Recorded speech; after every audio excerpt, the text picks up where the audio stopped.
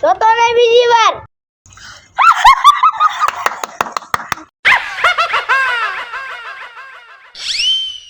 હરખી રીતનો હલવાઈ ગયો છો નો લાયો હોય તો નકલી ના બાજી પાણી તો ભર લેત